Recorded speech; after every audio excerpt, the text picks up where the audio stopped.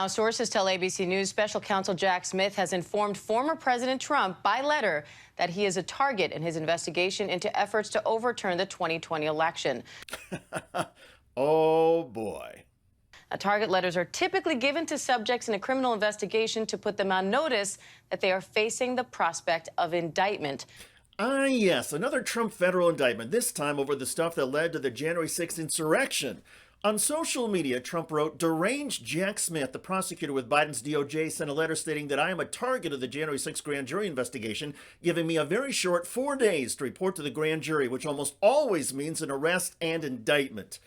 A target letter is an indication that in a federal prosecution, charges are not just possible, but imminent, as in happening in the short term. This is likely to happen in Washington, D.C. That's where the grand jury has been investigating. Multiple different witnesses have been appearing before the grand jury there in recent days. We know that special counsel Jack Smith has wanted to talk to various people from fake electors, for example. We know former Vice President Mike Pence testified. We know the former Chief of Staff Mark Meadows testified in this investigation. So again, a sure sign that this is really coming to a close here.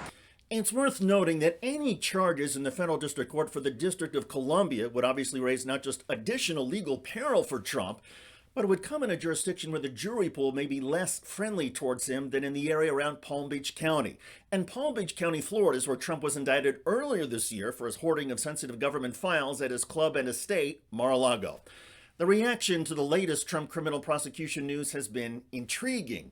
Here is former Trump UN Ambassador Nikki Haley, who is running against her former boss for the 2024 GOP presidential nomination. I mean, the rest of this primary election is going to be, in reference to Trump, is going to be about lawsuits. It's going to be about legal fees. It's going to be about judges. And it's just going to continue to be a further and further distraction. And that's why I am running, is because we need a new generational leader. We can't keep dealing with this drama. We can't keep dealing with the negativity. We can't keep dealing with all of this. Florida Governor Ron DeSantis, who has been Trump's top rival in the 2024 race, said Trump should have come out more forcefully to stop the January 6th riot, but he added that any charges against the frontrunner would be a pattern of weaponization. Quote, "I think that what we've seen in this country is an attempt to criminalize politics and to try to criminalize differences."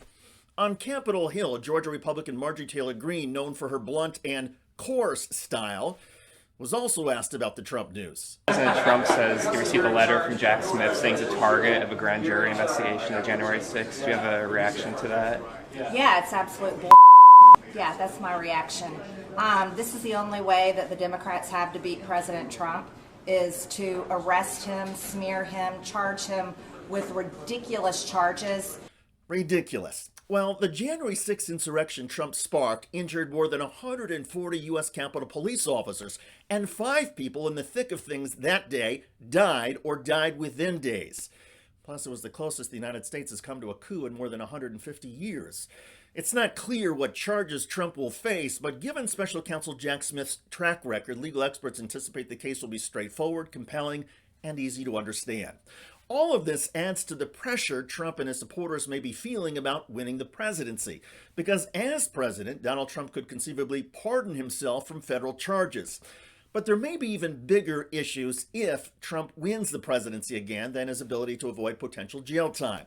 As the New York Times reports, Trump and his allies forged plans to increase presidential power in 2025. Quote, "Mr. Trump intends to bring independent agencies like the Federal Communications Commission, which makes and enforces rules for television and internet companies, and the Federal Trade Commission, which enforces various antitrust and other consumer protection rules against businesses, under direct presidential control." FCC, Donald Trump having the sole power to decide whether this network or other networks he doesn't like actually are on the air or not. That's what we're talking about here. If you love Mussolini, you will love what Donald Trump is talking about for 2025. Mussolini followed the unitary executive theory, too, which meant total power to the dictator, no constraints.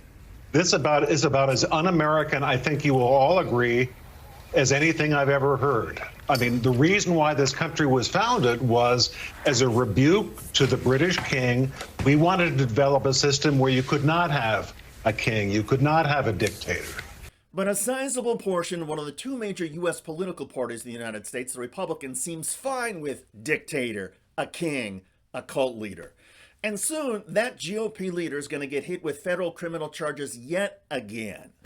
Amazing. By the way, Marjorie Taylor Greene is now getting roasted after a speech of hers backfired and was embraced by the Biden White House. LBJ had the Great Society, but Joe Biden had Build Back Better, and he still is working on it. The largest public investment in social infrastructure and environmental programs that is actually finishing what FDR started, that LBJ expanded on, and Joe Biden is attempting to complete. Check out that video at the link below. I'm David Shuster. Thanks for joining us.